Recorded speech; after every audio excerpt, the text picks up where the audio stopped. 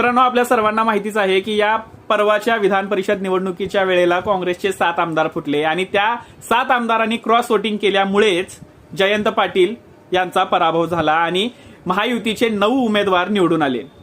आता मुद्दा असा आहे की या निवडणुकीच्या वेळेला म्हणजे विधान परिषद निवडणुकीच्या वेळेला काँग्रेसने एक ट्रॅप टाकला होता आणि त्या ट्रॅपमध्ये क्रॉस वोटिंग केलेले किंवा फुटलेले आमदार हे अडकलेले आहेत। आता काँग्रेसच्या म्हणण्यानुसार विदर्भातील 1 आमदार, मराठवाड्यातील 3 आमदार आणि उत्तर महाराष्ट्रातील 2 आमदार आणि मुंबईचा 1 आमदार यांचा समावेश आहे आणि त्या 7 पैकी 6 आमदाराची नावं काँग्रेसने जाहीर केलेली आहेत।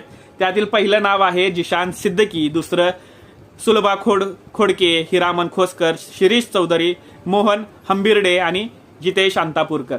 आता पाहण्यासारखी गोष्ट ही आहे की काँग्रेस हायकमांड या आमदारांसोबत कोणती शिक्षा जाहीर करते किंवा